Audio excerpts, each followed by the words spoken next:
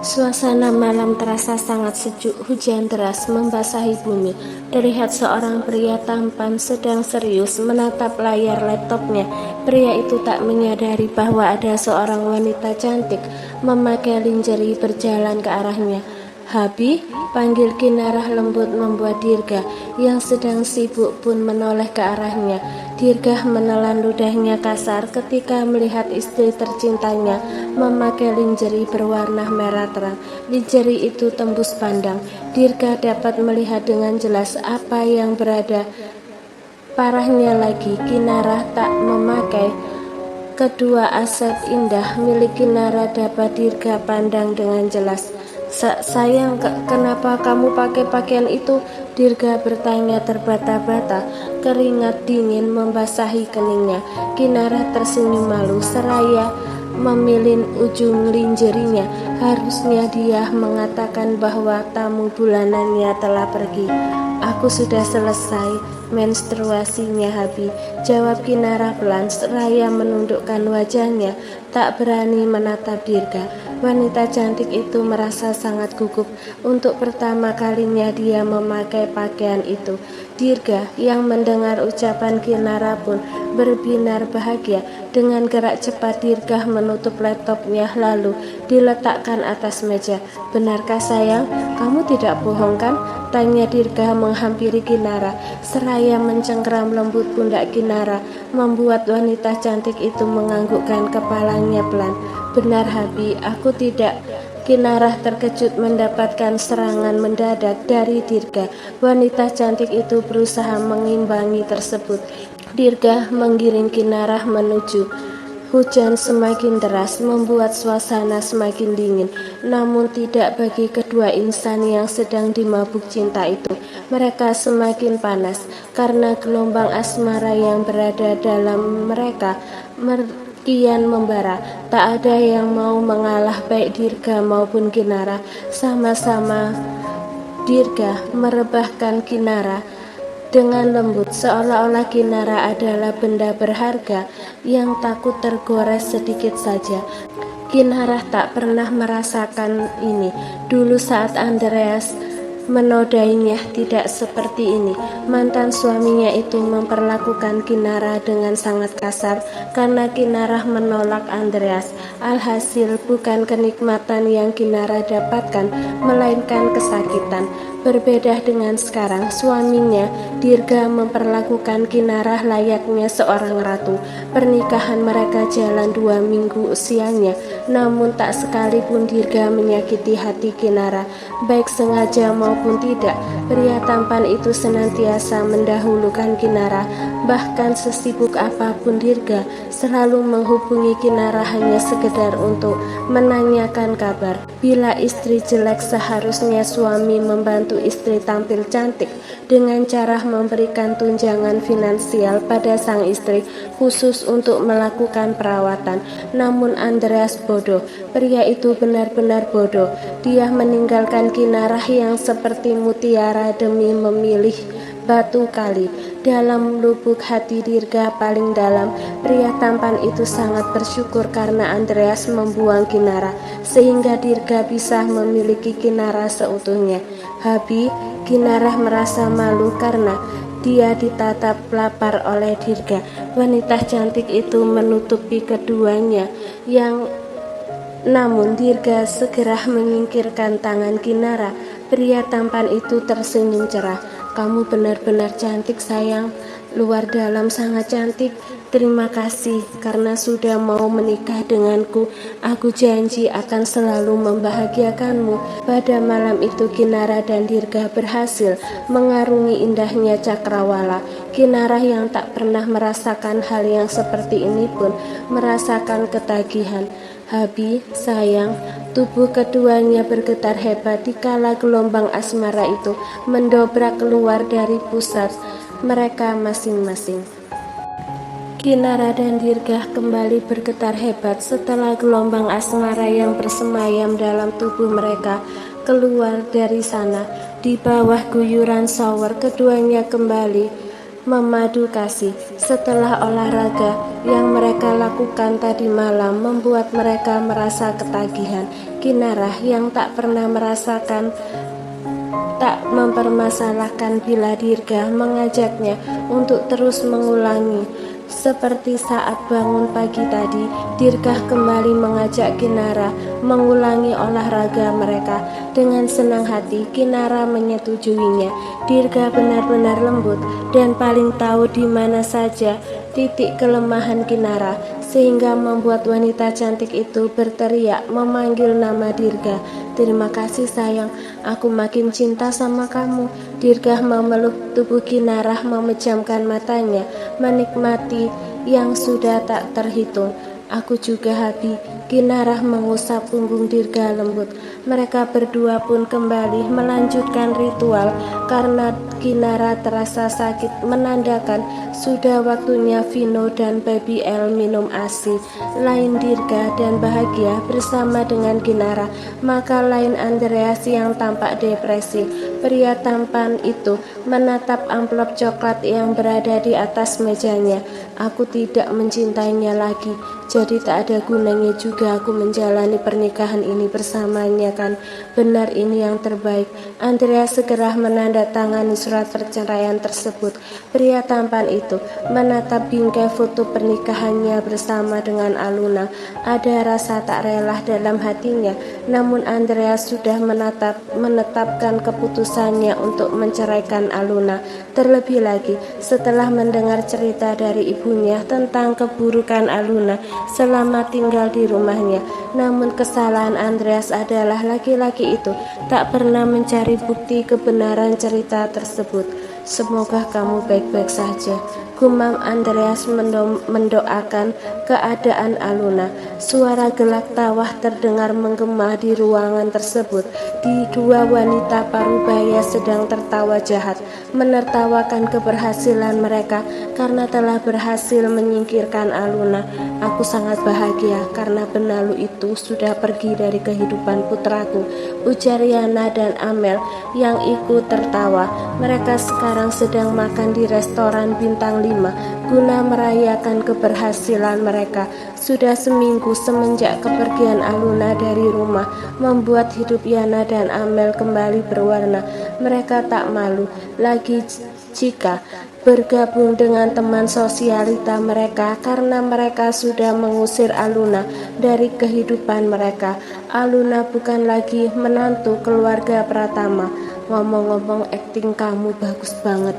Gimana ceritanya kamu bisa pura-pura pingsan sampai buat Andreas panik dan percaya dengan aktingmu itu?" Amel bertanya seraya memotong stik dagingnya. Yana yang mendengar pertanyaan Amel pun tertawa kecil. "Waktu itu aku sempat lihat Andreas yang lagi menuju ke arah kita. Ya, saat si anak babu itu ingin membenturkan kepala ke sudut meja, aku hanya diam dan menerima saja. Itu semua aku lakukan agar Andreas percaya padaku bila nanti aku menceritakan hal yang buruk tentang istrinya. NC, Andreas langsung murka saat aku memfitnah si anak babu itu. Dia percaya padaku dan langsung menjatuhkan talak pada si babu itu," jelas Yana panjang lebar, membuat Amel tertawa jahat. "Kamu benar-benar hebat. Akhirnya nama keluarga Pratama kembali baik. Tak sudi aku nama keluarga kita tercemar hanya karena kita menampung sampah masyarakat seperti anak si babu itu," balas Amel mencela Aluna habis-habisan. Mereka berdua merasa sangat puas karena telah berhasil memisahkan Andreas dan Aluna. Bagi mereka, Aluna tak lagi pantas menjadi bagian dari keluarga mereka karena Aluna sudah tak memiliki apa-apa. "Seandainya saja dulu kita baik pada mantan menantumu yang satu lagi, si Kinara itu pasti marwah keluarga kita semakin tinggi," celetuk Tante Amel membuat Yana berhenti tertawa. Wanita parubaya itu menautkan alisnya. Dia tak mengerti maksud dari perkataan Amel. Bukankah Amel dulunya juga tak menyukai Kinara? Lalu mengapa wanita tua itu tiba-tiba terlihat seperti menyesal? Maksudnya? Tanya Yana tak mengerti. Maksudnya, andai hubungan kita dengan Kinara baik, pasti setelah dia sukses seperti sekarang, kita bisa merayunya lagi agar mau rujuk sama Andreas lagi. Terlebih lagi, mereka kan sudah punya anak. Jelas Amel membuat Yana terdiam. Wanita tua yang gila sanjungan dan hormat itu tersenyum licik ketika memikirkan sebuah ide. Aku punya ide agar mereka rujuk, ujar Yana membuat Amel bingung. Kamu ada-ada saja, mereka tidak mungkin rujuk karena sekarang Kinara sudah menikah dengan Dirgantara Putra, pewaris tunggal Dirgantara Group. Bantah Amel membuat Yana tertawa kecil. Bukankah Andreas memiliki anak dari Kinara? Ucap Yana membuat Amel langsung berbinar bahagia. Kita gunakan anak Andreas agar mereka bisa rujuk lagi. Mumpung Kinara lagi terkenal, jadi itu akan berpengaruh baik pada perusahaan dan nama baik keluarga kita. Tambah Amel membuat Yana menganggukkan kepalanya. Kalau dia tidak mau, maka kita ambil hak asuh anak, balas Yana menyeringai kejam. Tapi cucumu itu perempuan atau laki-laki? Tanya Amel penasaran. Aku lupa, entah perempuan, aku tidak ingat, balas Yana lupa akan jenis kelamin cucunya sendiri. Suara tawa anak kecil terdengar merdu dan indah di telinga ketiga wanita cantik berbeda usia di rumah mewah itu. Tampak senyuman cerah terpasang di wajah mereka saat melihat dua bocah kecil yang sedang bermain. Mama, Dede El cantik ma. Vino mencium gemas pipi Baby L yang sudah biasa tengkurap. Baby L tertawa lepas menunjukkan gusinya yang belum tumbuh gigi. Bayi mungil dan cantik itu terlihat begitu ceria, membuat Kinara, Ibu Anin, dan Nyonya Miranda tertawa gemas. Mereka merasa sangat gemas mendengar gaya berbicara Vino yang cadel. Bocah balita itu begitu menyayangi Baby L yang dia ketahui sudah menjadi adiknya. Iya sayang, dedeknya cantik seperti Vino, ujar Nyonya Miranda seraya mencubit gemas pipi gembul Vino. Mendengar dirinya disebut cantik, Vino merasa tak terima. Sontak saja bocah kecil itu mengerucutkan bibirnya kesal. Vino ganteng, Mami, Vino kan cowok. Bocah kecil itu mengembungkan pipinya, membuat Nyonya Miranda semakin gemas. Wanita tua itu langsung membawa Vino ke pangkuannya, lalu menghadiahi ciuman berkali-kali di seluruh wajah Vino, membuat bocah tampan itu terkikik geli. Geli, Mami. Bocah tampan itu memanggil Nyonya Miranda dengan sebutan Mami dan Ibu Anin dengan sebutan Oma. Di tengah-tengah suasana ceria itu, seorang pelayan tiba-tiba berlari tergopoh-gopoh menuju ke arah mereka. Nyonya, di depan ada dua wanita parubaya yang ingin bertemu dengan Anda, ujar pelayan tersebut membuat Kinara menautkan alisnya. Suruh masuk saja, Bi, mungkin itu teman-teman saya, pinta Ibu Anin yang mengira dua wanita tua itu adalah Tante Leni dan Tante Indri. Pelayan itu pun segera melakukan perintah Ibu Anin. Kinara dan yang lainnya pun kembali bercanda ria dengan dua pelita kecilnya itu. Tiba-tiba tubuh Kinara membeku saat mendengar suara tak asing baginya, suara yang membuat wanita cantik itu langsung menoleh ke pemilik suara itu. Apa kabar, Kinara? Kinara terkejut ketika melihat mantan mertuanya yang tak lain adalah Yana dan Amel, dua wanita jahat yang juga berperan dalam menyakitinya di masa lalu, menghinanya, memperlakukannya seperti pembantu, mengabaikannya seperti debu. Ibu Anin yang melihat kedatangan mantan mertua Kinara pun langsung memasang wajah garangnya. Wanita tua itu tak mengharapkan kedatangan Yana dan Amel. Kenapa kalian bertamu ke rumah anakku?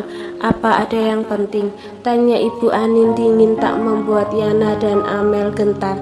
Kedua wanita tua itu dengan tak tahu malu ikut duduk di lantai marmer bergabung dengan Kinara dan yang lainnya bermain bersama dengan Vino dan Baby L. Vino yang berada di pangkuan Miranda pun merasa bingung melihat dua wanita asing tiba-tiba mencubit gemas pipinya. Ulu-ulu, gemes banget sih, kamu tampannya mirip dengan papamu. Puji Yana bersikap so akrab dengan Vino, membuat Nyonya Miranda dan Ibu Anin memasang tampang ilfil. Ibu Anin dan Nyonya Miranda menaikkan bibir atasnya sebelah serayah memutar bola mata malas. Vino yang merasa risih karena tak suka disentuh oleh orang asing pun langsung mengusap pipinya kesal. Bocah kecil itu langsung menyembunyikan wajahnya dalam dekapan Miranda. Ayo sayang, sini sama nenek, kita main mobil-mobilan yuk. Yana berusaha mengambil Vino dari dekapan Miranda, membuat bocah itu semakin memeluk erat tubuh Miranda. Kinara yang tersadar melihat anaknya yang merasa risih pun langsung memasang tampang datarnya. Jangan sentuh anak saya, dia tidak nyaman berinteraksi atau disentuh dengan orang asing, tegas Kinara mengambil alih Vino, lalu membawa bocah tampan itu ke dalam dekapannya. Yana dan Amel pun memasang wajah sendunya, membuat Kinara menautkan alisnya sebelah, sedangkan Nyonya Miranda dan Ibu Anin malah mengusap bulu kuduk mereka yang merinding. Mereka merasa merinding melihat akting Yana dan Amel yang terlihat seperti tokoh jahat dalam film azab. Kenapa kamu tidak membolehkan kami bermain dengan Vino, nak? Padahal kami kan juga berhak karena kami neneknya, ujar Yana dengan ekspresi sedih, membuat Kinara tersenyum hambar. Sedangkan Nyonya Miranda dan Ibu Anin berusaha menahan tawanya karena Yana salah menyebut nama Vino. Mana ada seorang nenek yang tidak mengetahui nama cucunya sendiri. Anda bukan neneknya, anak saya, karena nama anak saya Vino, bukan Gino, balas Kinara menatap dingin Yana dan Amel yang tampak bodoh.